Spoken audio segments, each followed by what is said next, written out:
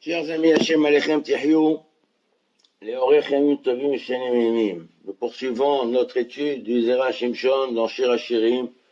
Nous sommes au Darouche Yod. Le Passouk, nous sommes au chapitre 4 de Shir Hashirim, verset 11. Le verset dit Nofet Titofna Siftotair Kala. C'est-à-dire que de ta bouche, de tes lèvres, il y a des gouttes mielleuses, de douceur. Toi, oh ma fiancée, des vaches vehalav tahat leshonech, du miel et du lait sont sous ta langue. Des réar salmotaïr, et le parfum de tes vêtements, et comme celui qui est réar levanon, comme celui du Liban, du Libanon, celui qui apporte la blancheur. C'est référence à la kapara que produit le Beth Amikdash. Le Beth Amikdash, il est qualifié de Libanon. Il produit le blanc, il purifie, il rend, il amène l'expiation des fautes et permet à Israël d'être totalement blanche. Donc le parfum des vêtements fait, selon le Gaon de Vilna, allusion au midot tovot, à la qualité, aux qualités humaines, à la réparation des midot, qui est essentielle pour arriver à obtenir une blancheur de l'être. Sans l'accomplissement des mitzvot, si les midot ne sont pas convenables, réparés, raffinés, n'a pas tellement de qualité. Donc la qualité des mitzvot, elle est fonction des midot, et si il y a une perfection dans les midot qui produisent, la personne va produire des mitzvot de qualité automatiquement. Donc c'est la blancheur cette blancheur, cette pureté, cette transparence, ce raffinement qui va qualifier Israël, et c'est ça le concept du Libanon. Nous dit le Midrash sur ce verset, Az Yashir Moshe. Alors, Moshe a élevé la Shira juste après la traversée de la mer. Adaou Dirtiv. Donc, Az Yashir Moshe fait référence à ce verset que nous venons de lire. Nofet Titof Nasif Totayir Kala. Il y a dans ta bouche du miel, de la douceur qui sort de tes lèvres. Amar Moshe a dit, Ribon Alami, maître des mondes,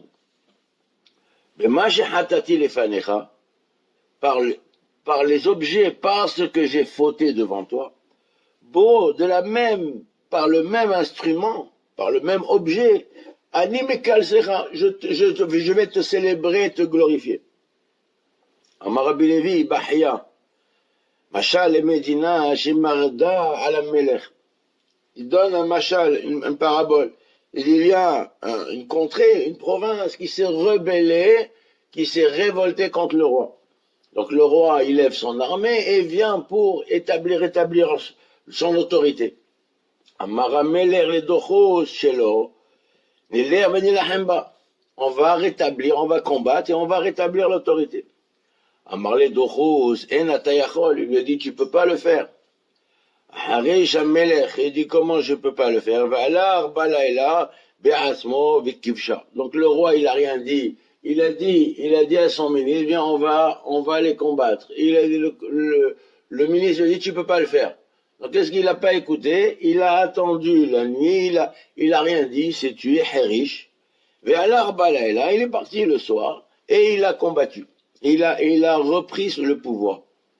Il y a Dadochos Asa'atara vivia la Meler. Quand le ministre a entendu cela, alors il a fait une couronne et il l'a ramené au roi. Amar Atara Azulama. Et le roi il lui dit, pourquoi tu m'apportes cette couronne? Amar Bijin Shahatati. Parce que j'ai fauté et je t'ai dit que tu n'étais pas capable, tu ne pouvais pas le faire.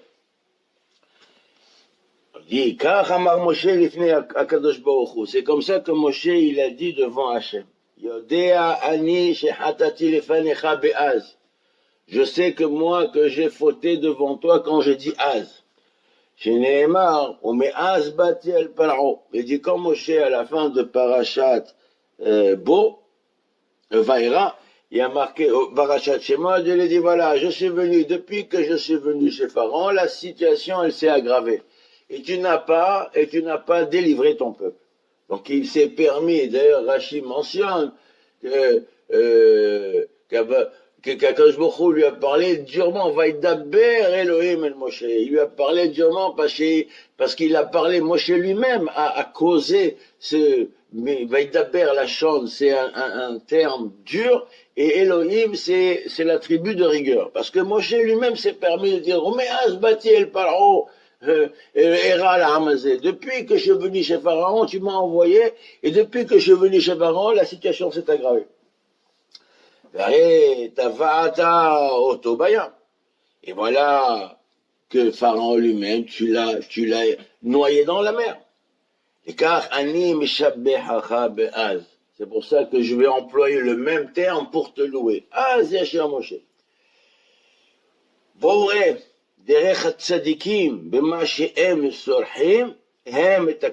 Tu vois le chemin, le comportement des justes, là où ils ont fauté, là même ils vont réparer.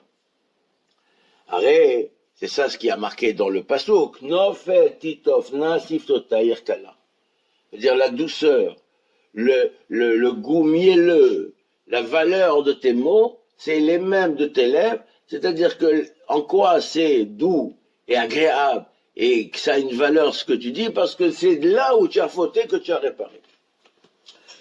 Ça, c'est le lachon d'un midrash. Dit le Rav, un midrash, c'est à moi. Ce midrash, a priori, il est un peu difficile. Il est étonnant. Alors, il y a un autre midrash, avec ça, on va essayer d'expliquer. À la pasuk, Lecha ve'eshalachacha el paro. Au début, dans Shemot, quand Dieu se dévoile à Moshe dans le buisson ardent, il lui dit, Lecha va, et je t'envoie chez Pharaon. Shamar Moshe lifnei HaKadosh Baruch Hu. Il lui a dit à Moshe devant HaKadosh Baruch Hu, Lokach iftachta le Yaakov avihem, c'est pas ça que tu as dit à Yaakov, tu lui as promis à Yaakov, leur père, ve'anochi alcha gam alo. Il a dit, quand Yaakov il est descendu en Égypte, Hachem s'est dévoilé à Yaakov, il lui a dit, ne t'inquiète pas, va en Égypte, mais moi je te sortirai. Doublement je te sortirai, je te montrerai d'Égypte. Ve'anochi alcha, je te montrerai, gam alo, et aussi je te montrerai 2 fois. Imken, et alors si c'est comme ça, c'est toi qui dois aller, pourquoi tu m'envoies à moi? Imken, mi anochi qui est les paroles. Alors il rajoute, il continue, il dit, alors si c'est comme ça, qui suis-je moi pour aller chez Pharaon? Sarir sheteler sham ata bechvodra. Il faut que tu ailles toi-même, à Kadosh Baruch Hu, toi-même, ta gloire elle-même, elle va là-bas. Qui as bevadaï toshia et Israël, parce que alors c'est sûr, certain que tu sauveras Israël. Ou le Bassof, et après, en fin de compte, que chez Allah, Betzivou Yamakom, quand Moshe il s'est rendu devant Pharaon, sous l'ordre de Dieu, Ra'a ki adraba echbido olam. Il dit au contraire, ça s'est aggravé. Le joug, l'oppression, elle s'est amplifiée sur Israël. La preuve, c'est qu'à partir de ce moment-là, il leur donnait plus de paille pour fabriquer les briques.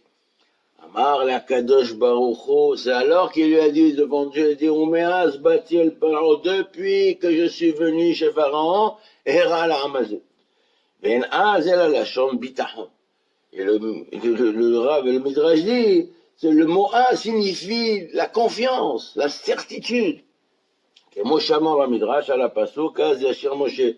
De la même manière que le Midrash, il commente la Shira, il dit, Az Yashir Moshe. Il ramène un passouk dans Mishlé pour justifier l'emploi du mot Az, pour te dire, tu iras alors, Az, tu marcheras de manière dans la confiance et la sécurité totale. Klomar, lo kiyamta ma shiftahta. Et ça veut dire, tu n'as pas accompli ce que tu as promis. Shim aïta yored sham bichvodecha. que si toi-même tu étais descendu, toi, à Kadosh Baruch Hu, toi-même, ta gloire directement serait descendue, Aïta Vadaï Matil, tu aurais sauvé immédiatement Israël. Attends, et maintenant je constate, dit Moshe, que tu n'as pas assommé ton peuple. Omnam, cependant, toutefois, que Shera, Kriyat Yamsouf, quand Moshe Rabbeinu il a vu la traversée de la mer et tous les miracles exceptionnels qui se sont déroulés lors du passage de la mer. Comme nous disent les Midrashim, les uns ils étaient dans le Gan Eden, les autres ils étaient dans le Gehinam. C'est tout le concept de Sachar ve'onesh, une vision, comme dit Rashi Ra'ata Shifha Halayam, Mashelora Heskie Ben Bouzia Kohen. La vision prophétique, la connaissance, la compréhension de la conduite divine lors du passage de la mer Rouge. Même une simple servante, elle a constaté une vision prophétique, une connaissance, une compréhension parfaite des choses, plus que l'un des plus grands prophètes qui a vu la Merkaba. Est-ce qu'il y a un avis? Il a vu le char divin. Comment le char, c'est-à-dire la conduite du monde, elle se produit. Donc la Madrega, c'est ça le concept de la Merkava, des 32 gloires qu'il a vu, l'Aftara que nous lisons le matin de Shavuot. Eh ben, cette vision-là était moindre que celle de la plus petite servante qui avait assisté à la traversée de la mer. Et c'est ce qu'il dit, Omnam atak shira kriyat yamsuf hazarbo. Ve'oda shesarar be'az. Et il a constaté, il a reconnu qu'il s'est trompé, qu'il a fauté, qu'il a dépassé les limites quand il a dit Az bati el paro. Donc il a voulu réparer ce Az-là et il a dit Az yashir Moshe. Parce que maintenant il est confiant, certain, une sécurité totale, il a une confiance parfaite en Akadosh Baruch Hu. Comme il est dit dans le Yalkut, sur le pasuk Kigaoga, que Dieu il s'est montré comme un vaillant, puissant, orgueilleux Gaoga, c'est un dévoilement de puissance totale d'Akadosh Baruch Hu. Nous dit le Yalkut, Besha'a she'atzu Israël et Mitzrayim, Amar lefanav shachal Mitzrayim, quand ils sont sortis d'Égypte, l'archange d'Égypte, il s'est adressé à Dieu. Il lui a dit, Ribono Sha'olam, maître du monde, Barata et Ha'olam, Bemitat Rachamim, tu as créé le monde avec miséricorde. Ve'ata mitga'e bechotzka, et toi, tu te glorifies et tu t'habilles d'orgueil avec puissance. Miyad kara Kadosh Baruch Hu lechol sarei ha'umot. Immédiatement, Kadosh Baruch Hu a convoqué tous les archanges des 70 nations. Et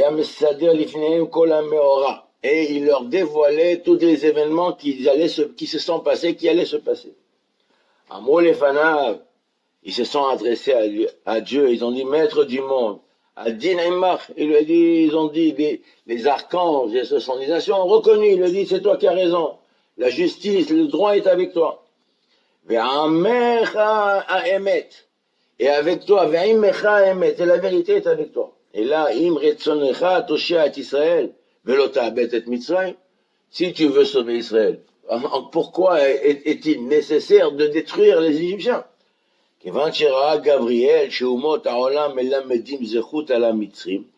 Quand l'archange Gabriel a constaté que les archanges des nations, ils voulaient intercéder en faveur des Égyptiens. Il n'est pas nécessaire, si tu veux sauver les Bnei Israël, sauve-les, mais pourquoi est-il nécessaire de noyer et de détruire les Égyptiens? Alors il a dit, Tash les Mitzrayim. Il a immédiatement parcouru le chemin et est arrivé en Égypte. Tisahat, d'un trait. Beshamaz levena imatit, il a sorti d'un mur, construction que les Bnei Israël ils ont fait, il a sorti une levana, il a détruit un mur et il a sorti un enfant. ותינוק אחד מאותם ששקעו בבניין. Alors, ce qui est marqué dans le Midrash, que lorsque ils n'arrivaient pas à construire les murs ou à arriver à faire le travail qu'ils devaient faire, alors ils complétaient le mur avec un enfant. Donc ils enterraient, ils enfonçaient les enfants dans le mur. Amadlo, alors il a pris cet enfant-là et il a apporté. Amadlo lifne akadosh baruch hu. Amar lo ribono shalom binyan ze she'avdu banecha. Il regarde comment ils ont asservi tes enfants. Quand la midat arhamim, elle a vu, elle a constaté cette histoire que ils ont emmuré les enfants. Donc ils ont constaté, le tribunal céleste a constaté que en fait la majorité des Égyptiens avaient participé à prendre des enfants et les emmurer. Donc ils étaient passibles tous. Immédiatement les Égyptiens ont été noyés. Chez Nehemar, Derachta bayam susecha, tu as conduit dans la mer tes chevaux, Homer Maim Rabbim, comme il est dit dans le Pasuk, le Homer, c'est-à-dire que les eaux se sont soulevées et ont levé le Homer, qui fait allusion à la brique, ou à la construction, avec une eau puissante. Donc ils ont mérité d'être noyés. Nimtsenu lemidim, שהמצרים לא נטבעו בים אלא מטעם ששקעו ישראל בבניין. De là nous apprenons que la raison fondamentale pour laquelle les Égyptiens ont été noyés et ont subi la justice dans la mer, ce qu'ils ont subi, c'est parce que essentiellement ils ont emmuré les enfants dans les constructions. Et ça, c'est la raison de pourquoi. Parce qu'ils n'arrivaient pas à faire suffisamment de briques pour terminer ce qu'ils devaient faire. Pourquoi? Parce que les Égyptiens ont cessé de leur donner de la paille. Et si Pharaon leur avait donné, que continuait à donner de la paille, et donc ils n'auraient pas, à ce moment-là, emmuré les enfants. Les petits-enfants,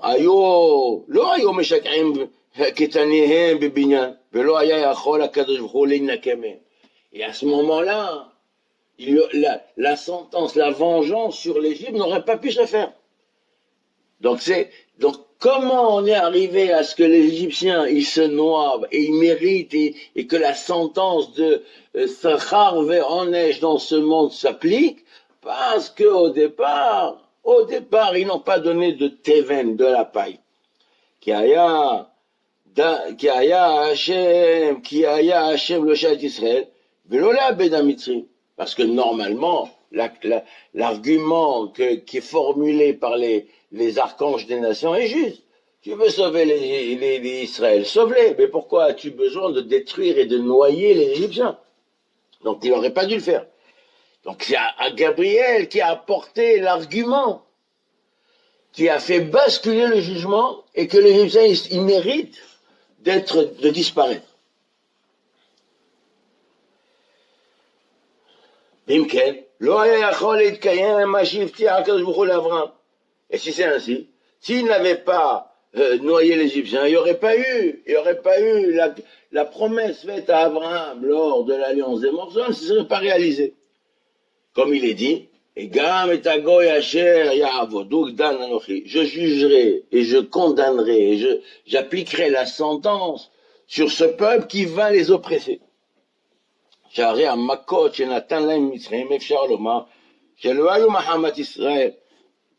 On peut dire que les sentences, les plaies d'Égypte n'ont pas frappé les Égyptiens à cause de ce qu'ont subi Israël.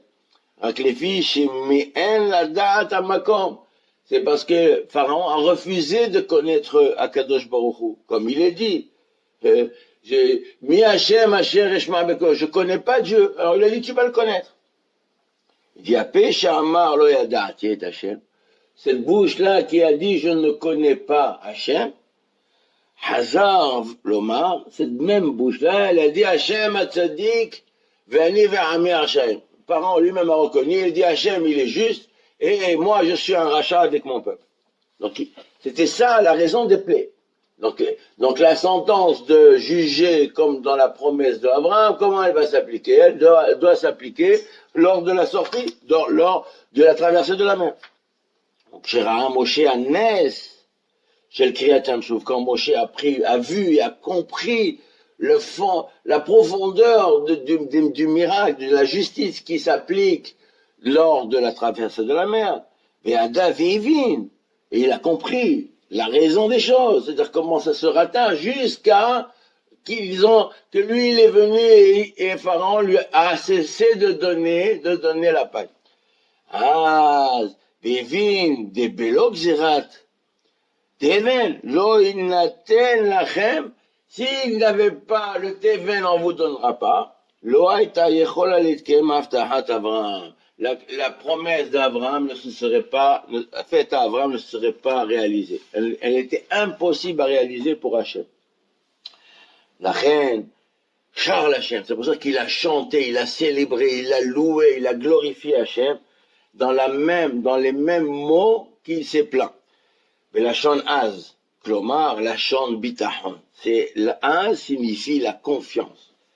Tiken ma chez Yvette, il a réparé ce qu'il a taché, il a abîmé. Au début, il lui a dit, tu as promis à Yaakov, Gam al-Khalo, c'est Anochi al-Khalo, c'est moi-même qui vais te sortir. Alors, il lui a dit, mais c'est moi qui t'envoie, c'est toi qui dois aller.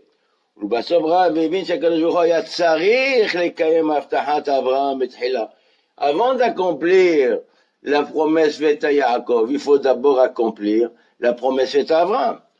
Et afin d'accomplir la promesse faite à Abraham, il a besoin d'envoyer Moshe. Et que le cœur de Pharaon s'endurcisse. Et que, à cause de cet endurcissement, il ne va pas donner la paille. Et on connaît la suite. Afin d'accomplir, afin de réaliser la justice sur ce peuple qu'il a oppressé. Comment ça se réalise? Dans la mer, par le passage de la mer. Mais il y a un mot, voilà que nos maîtres, ils ont dit dans le Mechilta, donc, comme je l'ai cité plus haut, la moindre, Rachir amène cela, que la plus petite servante a constaté de ses yeux un dévoilement prophétique qui n'a pas été dévoilé à Ezekiel, à Cohen, mais le prophète Ézéchiel.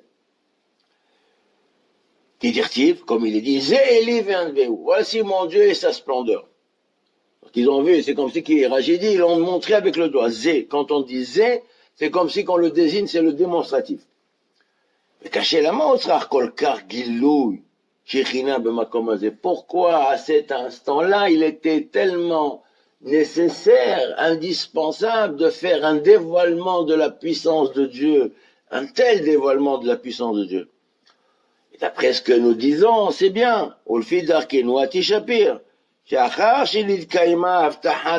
Après que la promesse faite à Abraham se réalise, il faut à présent accomplir celle qui a été faite à Yaakov. Donc il a dit à Yaakov, c'est moi.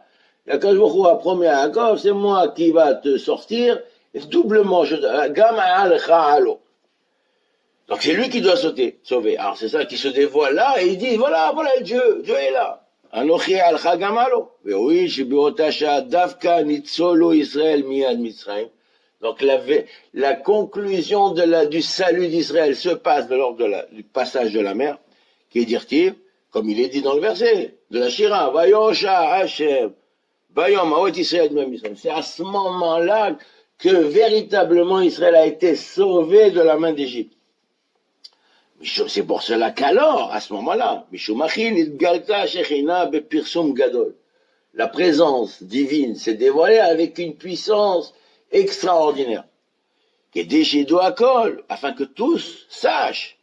C'est Akadosh Baruch Hu qui rachète et qui sauve. Le sauveur, c'est nul autre qu'Akadosh Baruch Hu lui-même. Cependant, il reste une question. Avalada une cachée. Lama samach midrash al pasuk nofel titofna. Quel rapport y a-t-il entre le midrash de Az Yashir Moshe avec le pasuk de Shirachirim? Ce que de la douceur et les paroles mielleuses de tes lèvres, quel rapport y a-t-il? Pourquoi on relit ça? Yeshlomar, on peut dire, Omar Remezieh, je veux pas soukazer. Et quelle allusion est-il faite comment y a-t-il dans ce verset allusion que les justes, que les tzadikim, par là où ils ont fauté, ils vont réparer. Mais Az batel paro erala amazé, Az Yashir Moshe, comme le dit le Midrash. Et Shlomar, diek midei starich lomar shadibur shela hu matok. Puisque le Midrash et le Passouk qui soulignent que la parole d'Israël, elle est douce, mielleuse. Shmamina, tu peux en déduire, qu'on aurait pu penser, chez Enokar, que c'est pas comme ça, puisqu'il y a besoin de tout ce qui est nécessaire de préciser. Signifie que si je ne l'avais pas précisé, je ne l'aurais pas pu le déduire, le savoir tout seul. Donc j'aurais pu penser différemment. Si c'est une parole de mitzvah, une parole de Torah, une parole valable, une parole de Kedusha, alors c'est sûr que cette parole-là, elle est douce, agréable. Alors, alors, a priori, on parle pas il n'a pas dit quelque chose de parole de Kedusha, de sainteté, une belle parole. Et caché la macarou nofet. Et si c'est un lachon comme ça, pourquoi il appelle ça nofet, quelque chose de doux? Lachon métikout. Pourquoi il appelle doux? Adraba, c'est amer. Si on parle d'autre chose. On parle pas de Kedusha, de mitzvah, de divrei Torah, de louange, de glorification de Dieu. Si on parle d'autre chose. Donc c'est pas doux. C'est peut-être amer si on dit des choses qui ne sont pas valables, qui sont interdites. Et là, donc ça veut dire qu'au départ, il était amer. Et après, cet amer-là, il est devenu doux. Pourquoi? Parce que les tzadikim, là où ils ont fauté, ils ont réparé.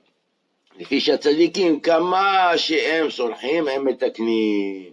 Ou la hafin nitkan, shavu shenehem ke'achat tovim. Il dit voilà, alors c'est ça ce qu'on a dit. Au début, tu as dit, mais Asbatiel Paro, je me suis plaint. Toi, Moshe, tu t'es plaint. Tu as contesté. Tu as remis en cause la justice divine.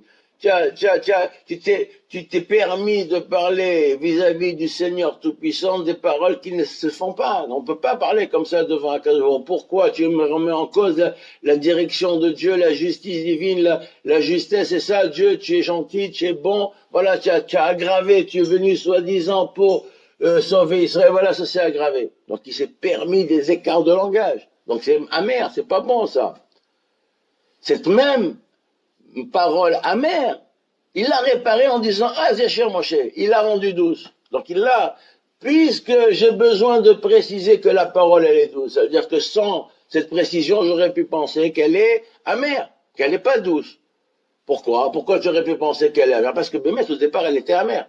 C'est la même parole. Donc c'est ça ce que le Passouk il est venu nous enseigner. Mais Domé, la clipade,